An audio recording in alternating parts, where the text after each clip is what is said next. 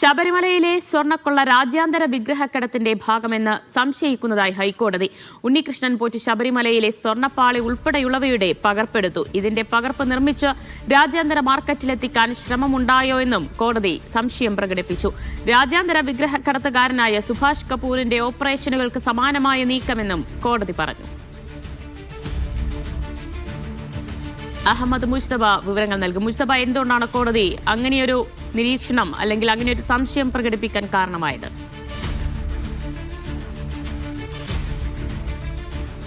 ഈ കേസുമായി ബന്ധപ്പെട്ട് പലതവണ ഉണ്ണികൃഷ്ണൻ പോറ്റിക്ക് ശബരിമല സന്നിധാനത്ത് അനിയന്ത്രിതമായ പ്രവേശനത്തിനുള്ള അനുമതി, അവിടുത്തെ സ്വർണ്ണപ്പാളികളുടെ പ്രത്യേകിച്ച് മേൽക്കൂര, വാതിൽ, അതോടൊപ്പം തന്നെ ദ്വാരപാലക ശില്പങ്ങളിലെ സ്വർണ്ണപ്പാളി, അങ്ങനെ പലതരത്തിലുള്ള ഇതിന്റെ എല്ലാം പകർപ്പെടുക്കാനുള്ള ഒരു ആക്സസ് അദ്ദേഹത്തിന് നൽകിയിട്ടുണ്ട്. ഉണ്ണികൃഷ്ണൻ പോറ്റിക്ക് അതിന് ഒരു വിലക്കുമില്ലായിരുന്നു, ഒരു നിയന്ത്രണവുമില്ലായിരുന്നു.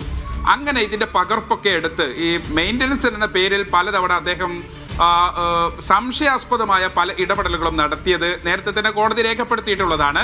ഈ അന്വേഷണത്തിന്റെ ഭാഗമായി അദ്ദേഹത്തെ അറസ്റ്റ് ചെയ്യുകയും തെളിവെടുപ്പ് നടത്തുകയും ഒക്കെ ചെയ്തിട്ടുണ്ട്. സ്വർണത്തിന്റെ നഷ്ടം ഉൾപ്പെടെയുണ്ട്. പക്ഷേ ഇതിനൊക്കെ അപ്പുറത്ത് കോടതി ചില സംശയങ്ങൾ പ്രകടിപ്പിക്കുകയാണ്, ചില മുന്നറിയിപ്പ് നൽകുകയാണ്. കോടതി പറയുന്നത് സുഭാഷ് കപൂർ എന്ന് പറയുന്ന അന്താരാഷ്ട്ര കള്ളക്കടത്തുകാരൻ, അദ്ദേഹം പല ക്ഷേത്രങ്ങളിൽ നിന്ന് പല വിലപിടിപ്പുള്ള വിഗ്രഹങ്ങളും വസ്തുക്കളും ഒക്കെ മോഷ്ടിച്ച് അത് ഒരു കൂടിയ വിലയ്ക്ക് ഒരു അന്താരാഷ്ട്ര മാർക്കറ്റിൽ ഇത് വാങ്ങിക്കാനുള്ള ഒരു വലിയ ശൃംഖല തന്നെ പ്രവർത്തിച്ചിരുന്നു. ആ രൂപത്തിൽ ഇവിടെയും ചില ക്രമക്കേടുകൾ നടന്നിട്ടുണ്ടോ എന്ന് ബലമായി സംശയിക്കുകയാണ് കോടതി. കാര്യം ഈ സ്വർണ്ണപ്പാളി ഉൾപ്പെടെയുള്ളവരുടെ പകർപ്പ് പലതവണ അതിന്റെ റെപ്ലിക്ക ഉണ്ടാക്കിയിട്ടുണ്ട്.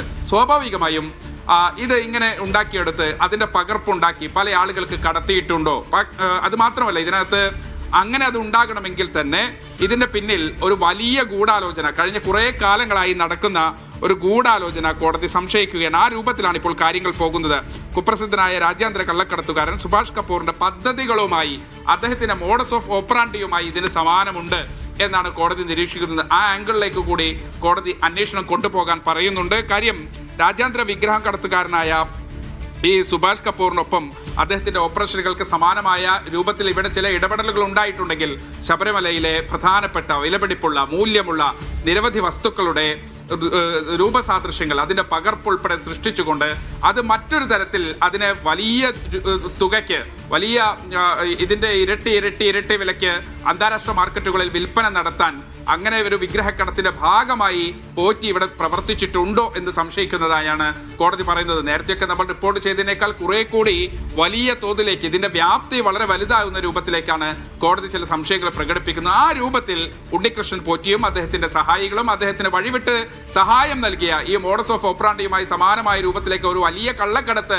ലക്ഷ്യമിട്ടിരുന്നോ എന്നതുൾപ്പെടെ അന്വേഷണ പരിധിയിൽ കൊണ്ടുപോകാൻ അത് SITക്ക് നിർദ്ദേശം നൽകുന്നതിനാണ് ആ തരത്തിലുള്ള ഒരു മുന്നറിയിപ്പ് കൂടി ഹൈക്കോടതി നൽകിയിരിക്കുന്നത്. എന്തായാലും ഇതുവരെ ഈ സ്വർണ്ണക്കൊള്ളയുമായി ബന്ധപ്പെട്ട് നേരത്തെ വലിയ രൂപത്തിലുള്ള സ്വർണം ഇവിടെ നിന്ന് മോഷ്ടിക്കപ്പെട്ടിരുന്നു. മാത്രമല്ല നിരവധി തവണ, ഇപ്പോൾ 2025 ഇത് ഈ വീണ്ടും ഒരു പുതിയ വാതിൽ സ്ഥാപിക്കുന്നു. മാത്രമല്ല നേരത്തെ 2019 സ്ഥാപിച്ച വാതിൽ തന്നെ 40 വർഷം അതിന് വാറന്റി ഉണ്ടായിരുന്നിട്ട് പോലും പിന്നീടും അത് റിപ്പയറിന് വേണ്ടി കൊണ്ടുപോകുന്നു. അപ്പം നിരന്തരം ഇതിനകത്ത് ആക്സസ് നൽകുന്നു. അതോടൊപ്പം തന്നെ നിരന്തരമായി ഇതിന്റെ പകർപ്പെടുക്കാൻ അദ്ദേഹത്തിന് അനുമതി ലഭിക്കുന്നു. ആ അനുമതിയിലടക്കം സംശയമുണ്ട്.